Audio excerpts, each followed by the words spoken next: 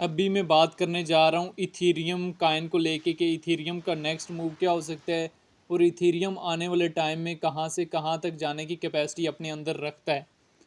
Ethereum चूँकि एक बहुत ही स्ट्रॉन्ग कॉइन है। अगर हम इसके अबाउट सेक्शन में चले जाएं तो रैंकिंग में 2 नंबर पे है और इसकी ब्लॉक चेन पे बहुत सारे मीम काइन, बहुत सारे आल्ट काइन मौजूद हैं। मार्केट कैप इसकी 330 बिलियन है। लिस्ट जो है वो 2014 में हुआ था और बिटकॉइन के बाद दूसरा नंबर वाला कॉइन है। इथेरियम की प्राइस जो है इस टाइम मार्केट में 2700 चल रही है। अभी हम देखेंगे कि इथेरियम की आप लोगों ने एंट्री कब लेनी है और मार्केट से एग्जिस्ट कब करना है। कुछ लोग इथेरियम में एंट्री नहीं ले रहे होंगे, लेकिन इथेरियम की ब्लॉकचेन पे मीम काइन है, उनमें आप लोगों ने एंट्री ली होगी। इस वजह से इथेरियम को समझना आप लोगों के लिए ज़रूरी है।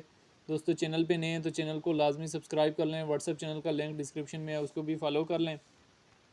इथेरियम के प्राइस को हम देखें तो इथेरियम पिछली मरतबा 2100 से पंप अप हुआ और 4000 पे गया। रिजेक्ट किस पॉइंट से हुआ था?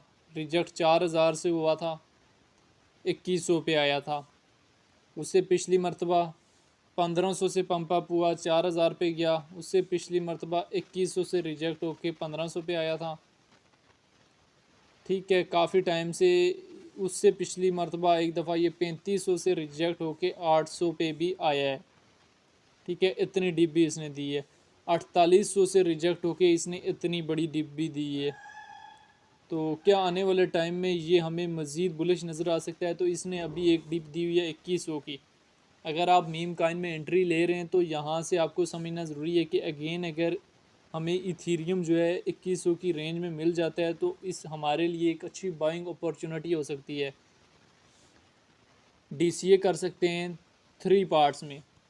फ़र्ज़ किया आपने 2100 में एंट्री ली, इथेरियम और डाउन हो गया तो आप सेकंड एंट्री का टारगेट रखें 1200, थर्ड एंट्री का टारगेट रखें 600, क्योंकि क्रिप्टो है, कभी भी कुछ भी हो सकता है। अगर इथेरियम इतना ज़्यादा भी डंप हो जाता है तो आपको कुछ ना कुछ फ़ायदा तो होगा ना। यहाँ पे देखें तो लार्ज आर्डर भी सेल हो रहे हैं, लार्ज आर्डर की उसी तरह बाइंग भी हो रही है। 15 मिनट के चार्ट को ओपन करें तो यहाँ पे लार्ज आर्डर सिर्फ सेल हो रहे हैं, मतलब अभी लोग सेलिंग कर रहे हैं। क्यों सेलिंग कर रहे हैं?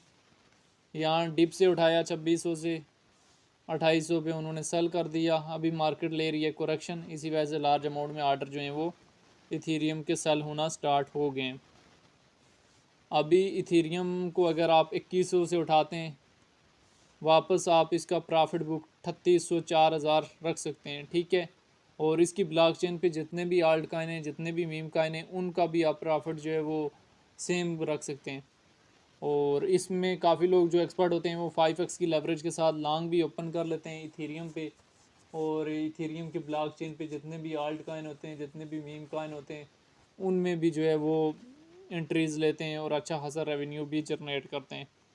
तो आपने हमेशा मार्केट में एंट्री कब लेनी है, मार्केट से एग्जिस्ट कब लेना है, ये सारी चीज़ें आप लोगों के लिए समझना बहुत ज़रूरी हैं। जब तक आप मार्केट को समझेंगे नहीं, तब तक आप मार्केट में बुलिश नहीं हो सकेंगे। इसके लिए आप बीटीसी की प्राइस के साथ जुड़े रहें, क्योंकि बीटीसी की प्राइस के साथ जुड़ना भी आप लोगों के लिए बहुत ज़रूरी है।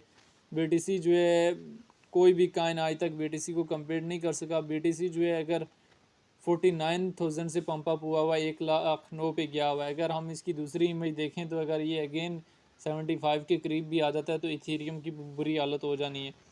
तो इस वजह से हमेशा सोच समझ के काइन में एंट्री लिया करें कि दूसरी तरफ अगर बैकवर्ड अगर क्रिप्टो डंप हो जाती है, किसी कंट्री में क्रैश हो जाता है, कुछ भी हो जाता है, तो अच्छा खासा डिप देखने को इन काइन में भी मिल सकता है। ठीक है, उम्मीद है दोस्तों आप ये समझ गए होंगे कि आपने इथेरियम में एंट्री कब लेनी है और प्रॉफिट बुक करके एग्जिस्ट कब करना है। जाते हुए वीडियो को लाइक करते हुए चैनल को सब्सक्राइब करते हुए जाएँ।